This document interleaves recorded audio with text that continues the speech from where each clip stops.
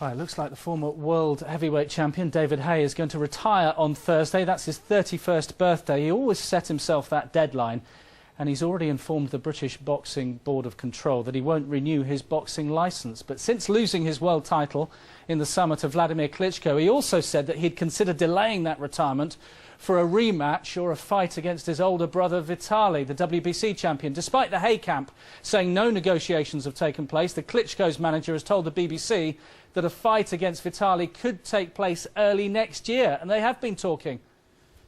It was always true. I always knew from Adam Booth, David's manager, that he will retire, officially retire on his 31st birthday. But the door for a Klitschko fight is a possibility and would bring him back to the ring, and that is still an option. When the fight would happen, then it's spring next year, meaning end of February, beginning of March. That is what we have as a date for Vitaly's next fight anyway. Well, Radio 5 Live's boxing commentator Mike Costello is with us now. Evening to you, Mike. Have we got any more clarity on this? When these two camps are involved, clarity is quite difficult to get sometimes, isn't it? Yes, it is, when we remember that Vladimir Klitschko and David Haye fought in July of this year, but they were meant to have fought 2 years earlier than that. One of the points to make here, Ollie, is that the issuing of the licence, the boxing licence for David Haye, is not necessarily a huge impediment to a fight against Vitaly Klitschko taking place, because David Haye could walk into the British Boxing Board of Control's offices tomorrow, have a medical, come through the medical, and by the end of the week the paperwork would be sorted and he would have that licence back. You know, these licences are issued and reviewed on an annual basis, mainly depending on health and safety factors, which wouldn't be a problem for David Haye, so he could get that licence back very quickly.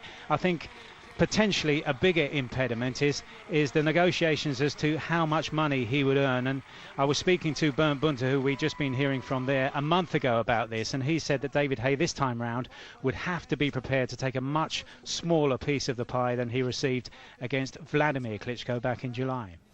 Finally, Mike, what's your gut feeling on this one? Because it's unlikely the type of guy that David Haye is, that he'd want to come out of retirement. He'd want to stick to that decision, wouldn't he?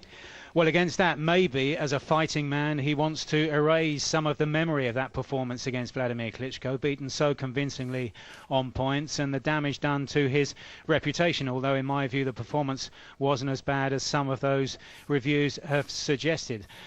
The problem for him is that now, without a world title, his negotiating power is greatly reduced. He has to be prepared to take the rough end of the deal. And I just wonder, and this is the cynical boxing reporter in me, Ollie, but you've covered enough of David Haye's travails as well. I just wonder whether what we've been hearing today all day, and the to and fro of the story, is partly designed to set the promotional wheels in motion.